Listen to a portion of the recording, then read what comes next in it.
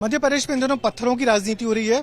पूर्व मुख्यमंत्री दिग्विजय सिंह ने कल कहा कि बीजेपी जो गरीब मुसलमान लोगों को पैसे देके पत्थर फेंकवाती है। इस मामले में हमारे साथ बात करने के लिए कैबिनेट मंत्री विश्वास सारंग जी हैं। विश्वास जी, ये क्या कहेंगे, माने किस तरीके का बयान है?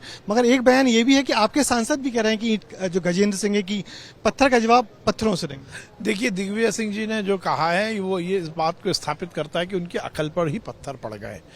इतना सीनियर व्यक्ति जो राज्यसभा का सदस्य है, जो 2 बार एक सूबे का मुख्यमंत्री है, महामंत्री रहा हो एक राष्ट्रीय दल का, वो इस तरह की बिना तथ्य के आरोप लगा रहा है। अब आपने ये तो स्थापित कर ही दिया कि मुसलमानों ने पत्थर चलाए। जब हमने मुसलमानों के पत्थर चलाने पर कार्रवाई की थी तो आपके पेट में दर्द हो रहा था। ये वही दिग्विजय सिंह है जो कह रहे थे कि आप गलत बुलडोजर चला रहे हो। अब जब एफआईआर हो गई तो आप डर के मारे बात तो कर रहे हो, कह रहे हो मैं आरोप नहीं लगा रहा। देखिए, पूरे मामले में दिग्विजय सिंह जी ने हर समय केवल सुर्खियों में बने रहने के लिए, तुष्टीकरण की राजनीति को आगे बढ़ाने के लिए अनर्गल बातें की हैं, तथ्यहीन बातें की हैं।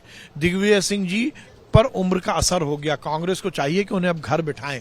इस तरह से समाज को विघटित करने का किसी को अधिकार नहीं है। आपके साथ जो सांसद हैं बड़वानी के गजेंद्र सिंह पटेल, वो कह रहे हैं कि ईंट का जवाब पत्थर से देंगे। इसको किस रूप में लेते हैं? देखिए, 2 बातें हमें स्थापित सोचना पड़ेगा कि यदि एक्शन होगा तो उसके लिए रिएक्शन की बात आएगी। मुख्य मुद्दा यह है कि एक्शन क्यों हो रहा है, मूल में हमें जाना पड़ेगा। क्यों पत्थर चले, ये हमें नहीं सोचना पड़ेगा क्या हमें ये विचार नहीं करना पड़ेगा कि रामनवमी का जुलूस जो शांतिपूर्वक निकल रहा है उस पर पत्थर क्यों चलाएगा? जब आप एक्शन करोगे तो रिएक्शन की बात आएगी। मगर फिर भी आप हिंसा को बढ़ावा दे रहे हैं। हम हिंसा को बढ़ावा बिल्कुल नहीं दे रहे। हम हिंसा को बढ़ावा नहीं देना चाहते। भारतीय जनता पार्टी कहीं हिंसा को बढ़ावा नहीं देना चाहती। कहीं भी सांसद ने ये नहीं बोला कि आप पत्थर चलाओ। हम हिंसा का ना पक्षधर हैं ना पक्षधर रहेंगे। हम बिल्कुल हिंसा नहीं चाहते।